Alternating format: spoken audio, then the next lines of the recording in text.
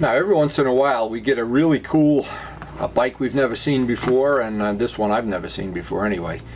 This was a really cool 750, like a cafe racer, had the original Comstar wheels. We spoke to the guy, and we had never met him before.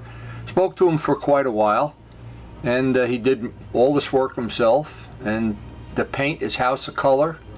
And he's got some kind of a, looks like a drag racing exhaust system on there. Had the real sound of the 70s and 80s with the rumbly sound.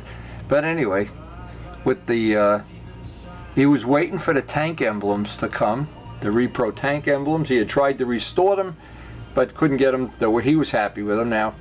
And also the cafe seat, the old seat looked like from a Rickman. And I took a few pictures of this bike because I really thought it was unusual. And the biggest thing, and I remember because we were talking to him for about 15 minutes or so, that I said, you know, I'm impressed that you still have the stock airbox on there, because most of the people put those little air filters, and then sooner or later they realize it's going to run the best with that airbox. So, but he had it, and this was really, really a nice bike. Now, as I look at it, and I'm wondering how many parts are, you know, something maybe I didn't even ask him about. The forward Clubman bars, and you can see it's a House of Color paint with a little bit of gold flake in it. And he said he had the emblem, the real Honda emblems that go onto the tank. I know when I used to paint Honda 750s, every time I'd paint one, you had to fill in with those, with Bondo. Oh my God. Nobody wanted those emblems. Now, they're treasures, if you got them. And he's got the little side pieces chromed, the engine blacked out. Now, it was funny, Luciano smelled something when we went over by the bike, and it was relatively new. And because Luciano's a mechanic, maybe he smells things I don't know. And the guy said he had put some silicone on the engine to make it shine. I was thinking, I never thought of doing that, but maybe it's not. That's not it at all. I don't know, but we'll find out. I hope we're going to see this guy over and over again. I'd like to ride with tonight. This is a cool bike. It looks like he's even got the original horns up under the headlight, with the big original headlight and instruments.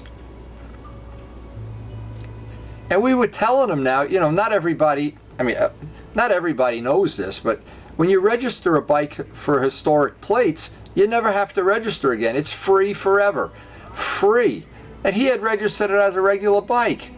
And I told him you have to have pictures of it when it was stock to get the plate. Once you get the plate, the hell with them. So anyway, he's got pictures of it when it was totally stock, and I think we convinced him to save the money and spend it on more silicone to spray on the engine or something. But this was a beauty. I'm kidding around about it, but it really was. And what makes it nice is he's got the real wheels that belong on it. You got the cafe fender. Kind of everything about it was nicely done. This is one that I really think was just really nicely done, period. And of course, you know, you got the gang of 8 here, the gang of 15 or whatever we are. Everybody's, you know, wanting to ask a question, and as sometimes Luciano does when he brings up one of his old bikes, sometimes I get away with doing it. You get your 5 minutes of fame standing around telling everybody how cool you are, and then they find out you're not that cool. Then they find out, you know, you're just normal people. But anyway, what we did get to do this day, and it was a very eclectic day, and I got pictures of only half of the day too. That sadly, I don't know why. Luciano's riding the wheels off his Ducati, and that he bought from Jim, and he's loving every minute of it. He really is into this bike now. We're gonna, at some very near time when he changes the tires, paint the wheels. He's got a couple other little upgrades. I'm going to be painting the mirrors this week. I got to paint Ray's gas tank this week, and we got a Suzuki to paint too. So it's going to be a busy week. And we'll try to put some of the stuff up on YouTube for anybody that's sitting at their office bored to tears. Now this, I thought I had to put this on video because I'd never seen this before. Where are the blinkers on this bike? The blinkers are inside the tail, in this hole. Now I don't know, maybe Larry's got them in there too and I just never noticed. I don't know. But it's got this really custom tail that looks real authentic and everything. matches the bike, but the blinkers are inside the tail section. And the problem is when you ride behind, now I rode behind them on this day, and you really can't see them. I mean, maybe you see them at night, but see, they're inside under the seat. And because Luciano and I are getting real conscious of using blinkers every single time, because it's just, when we're going in places where there's choices of turns and we're with a group, we really don't want anybody missing a turn. Anyway, some of the other guys, that I call it the gang of 8, the gang that couldn't shoot straight, the gang, I don't know what. And a beautiful Triumph. Now, I was looking at this bike and I was just thinking, I always have liked the look of black and gold. When I had all the race bikes in the 70s, they were all black and gold. And I had just, after looking at this bike, I had come home with what I thought was an unbelievably good idea for the track bike over the winter, is I will paint it black and gold. Gold wheels to match the bike we did for Tim. And one of the things I wanted to do is I wanted to, somewhere on the fairing, make a tribute to Amar. Somewhere maybe put some lettering up here or whatever, that for all the guys that remember racing these old bikes in Amar. And Amar was really fun. Yeah, it goes back to a day like when things were fun, not expensive. And now they're really expensive. Now, Luciano just had a track day, and I'm saving my money for September for what I hope is going to be some good days in September, but I really don't like going out in this heat and doing track days. The heat is a killer. And Chuck's KTM. Now what's cool is Chuck, I was telling Chuck about Ray wanting one of those, whatever the smaller KTMs that are made on a 125 frame, and well, his eyes were glowing with I guess he rides dirt bikes too, so.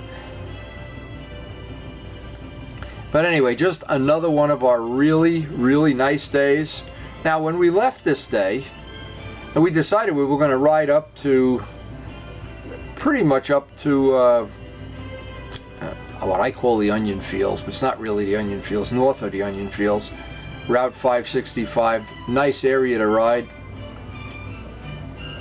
So Joe, Dwayne, and I rode up there. We got our ducks in a row. Luciano couldn't make it. We had a really nice ride, and it was that area up there. Now I learned something because I usually go up during the week, and it is absolutely no cars. It's like the last days before there were people or something. There's nobody up there.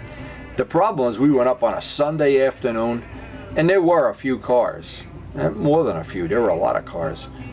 But once you get up on 565, it kind of empties out, and Dwayne, of course, was riding with us. And then when Joe had to leave the ride, Dwayne and I went up on Clinton Road, and Dwayne did his best with the big Kawasaki. I mean, he knows that road like the back of his hand, and made my poor little 650 huff and puff. Leave it at that.